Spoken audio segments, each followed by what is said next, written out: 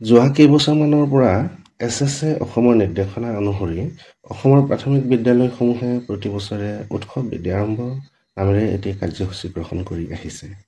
ঠিক তেনেদৰে এই বছৰো 2025 চনৰ 15 মাৰ্চৰ পৰা 1 এপ্ৰিললৈ উৎসৱ বিদ্যাৰম্ভ কাৰ্যসূচী গ্ৰহণ কৰিবলৈ অসমৰ প্ৰতিখন চৰকাৰী তথা প্ৰাদেশিক প্ৰাথমিক বিদ্যালয়সমূহলৈ শিক্ষা বিভাগৰ তৰফৰ পৰা এটি নিৰ্দেশনা আহিছে।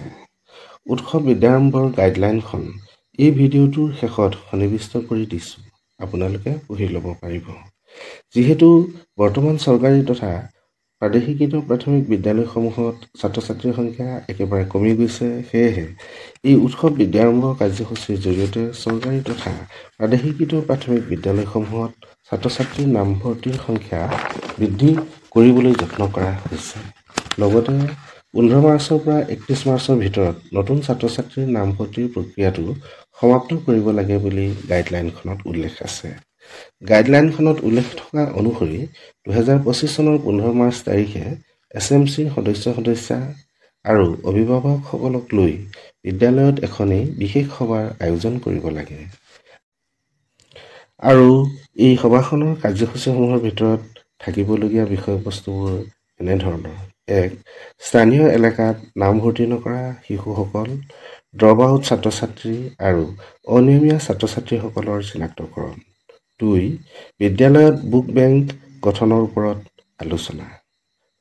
3.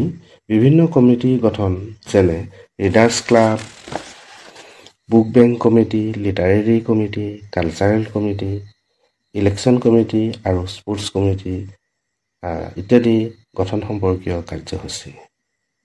তদুপৰি প্ৰধান শিক্ষক, সহকাৰী শিক্ষক-শিক্ষয়িত্ৰী, SMCৰ সদস্য তথা অভিভাৱকসকলে সমূহীয়াকৈ বিদ্যালয়ত নামভৰ্তি নকৰা শিশুসকল, ড্ৰপ আউট শিক্ষাৰ্থী তথা অনিয়মীয়া ছাত্ৰ-ছাত্ৰীসকলৰ ঘৰলৈ গৈ তেওঁলোকক বিদ্যালয়ত নামভৰ্তি কৰিবলৈ আহ্বান জনোৱাৰ লগতে নিয়মীয়াকৈ বিদ্যালয়লৈ আহিবলৈ উৎসাহিত কৰিব লাগে বুলিও গাইডলাইনখনত উল্লেখ আছে।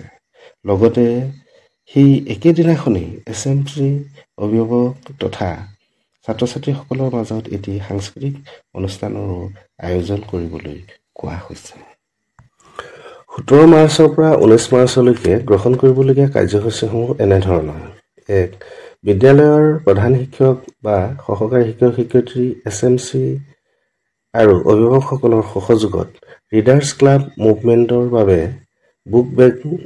বুক বেংক গঠন কৰা, বুক বেংকত ৰাখিব পৰাকৈ সাধুপুথি, পুৰণি আলোচনী ইত্যাদি ছাত্ৰ-ছাত্ৰী তথা ৰাইজৰ পৰা সংগ্ৰহ কৰা, অৰেল ৰিডিং ফ্লুৱেঞ্চিৰ বাবে পিতৃ-মাতৃ তথা ৰাইজক উৎসাহিত কৰা ইত্যাদি।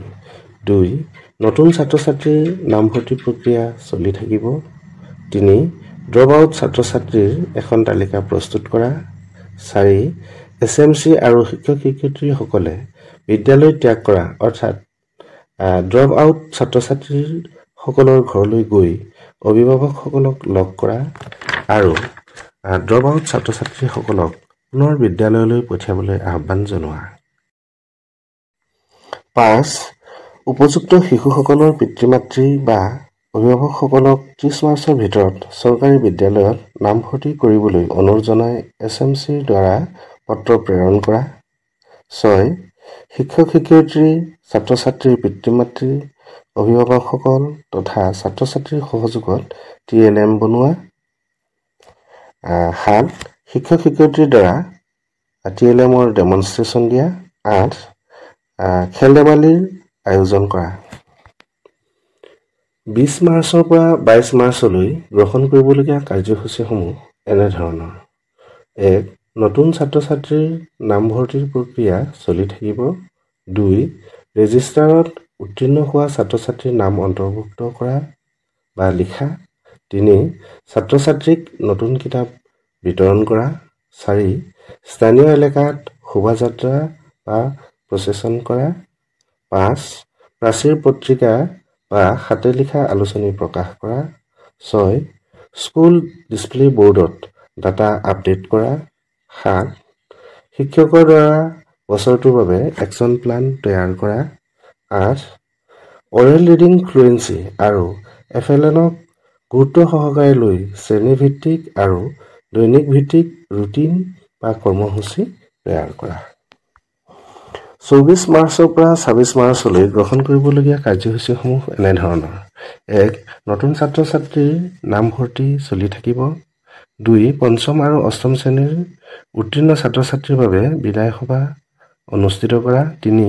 পিতৃ-মাতৃ আৰু শিক্ষকসকলৰ মাজত এটি বিশেষ সভা পাতি প্ৰতিটো শ্ৰেণীৰে স্কলাষ্টিক আৰু কো-স্কলাষ্টিক দুয়োটাতে শ্ৰেষ্ঠ হোৱা ছাত্ৰ-ছাত্ৰী আৰু তেওঁলোকৰ পিতৃ-মাতৃসকলক সম্বৰ্ধনা জনোৱা। 4. ষ্টুডেণ্ট পাৰ্লিয়ামেণ্ট বা ছাত্ৰ সংসদ গঠন কৰা। 6. নতুন মাতৃগোট বা মাদাৰ্ছ গ্ৰুপ গঠন কৰা। 7. ষ্টুডেণ্ট এলুমনি গ্ৰুপ গঠন কৰা।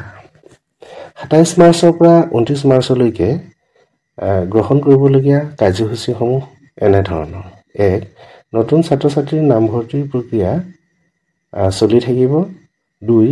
SMC শিক্ষক-শিক্ষয়িত্ৰী, ছাত্ৰ-ছাত্ৰী, মাতৃগোট, পিতৃ-মাতৃ আৰু অভিভাৱকসকলৰ সহযোগত বিদ্যালয় চৌহদ, টয়লেট, MDM কিটচেন, পানী টেংকি ইত্যাদি পৰিষ্কাৰ কৰা। 3. ছাত্ৰ-ছাত্ৰীসকলৰ সৃষ্টিশীল কৰ্ম আৰু লিডাৰশ্বিপ স্কিলক উৎসাহিত কৰিব পৰাকৈ শিশু মেলাৰ আয়োজন কৰা। 4. বিদ্যালয় বিকাশ পুঁজি নামেৰে এটি ডনেশ্যন বক্স তৈয়াৰ কৰা। 5. SMC পিতৃ-মাতৃ আৰু শিশুসকলৰ মাজত সাধু কোৱা, কবিতা আবৃত্তি, সাধু লিখা, শব্দৰ খেল ইত্যাদি প্ৰতিযোগিতাৰ আয়োজন কৰা।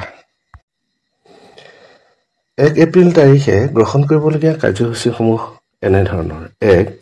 বিদ্যালয়ৰ ইক' ক্লাবসমূহ সক্ৰিয় বা এক্টিভেশ্যন কৰা। 2. বিদ্যালয়ৰ শিক্ষক-শিক্ষয়িত্ৰী, SMC, পিতৃ-মাতৃ, ছাত্ৰ-ছাত্ৰী, NGO, প্ৰাক্তন ছাত্ৰ-ছাত্ৰী ইত্যাদিৰ দ্বাৰা বৃক্ষৰোপণৰ কাৰ্যসূচী গ্ৰহণ কৰা। 3. SMC, মাতৃগোট, NGO, পিতৃ-মাতৃ আৰু অভিভাৱকসকলৰ দ্বাৰা সন্ধিয়া সময়ত বন্তি প্ৰজ্বলন কৰা। 4. শিক্ষক-শিক্ষয়িত্ৰী, মাতৃগোট, পিতৃ-মাতৃ, অভিভাৱকসকল, SMC আৰু প্ৰাক্তন ছাত্ৰ-ছাত্ৰীৰ দ্বাৰা সাংস্কৃতিক অনুষ্ঠানৰ আয়োজন কৰা। 5. সদৌ শেষত 1 এপ্ৰিল তাৰিখে ছাত্ৰ-ছাত্ৰীসকল, শিক্ষক-শিক্ষয়িত্ৰীসকল, পিতৃ-মাতৃ ও অভিভাৱকসকল আৰু SMCৰ সদস্য-সদস্যাসকলে সুকীয়াকৈ অৰ্থাৎ বেলেগে বেলেগে গাইডলাইনত উল্লেখ থকা শপতনামাখিনিক গ্ৰহণ কৰি উৎসৱ বিদ্যাৰম্ভ কাৰ্যসূচীটিৰ সামৰণি মাৰিব লাগে। মৰমৰ ছাৰ বাইদেউসকল, এই ভিডিঅ'টোৰ জৰিয়তে উৎসৱ বিদ্যাৰম্ভৰ ওপৰত বিতংভাৱে আলোচনা কৰিবলৈ চেষ্টা কৰা হ'ল। ভিডিঅ'টো ভাল লাগিলে শ্বেয়াৰ এটা কৰিব বুলি আশা কৰিলোঁ।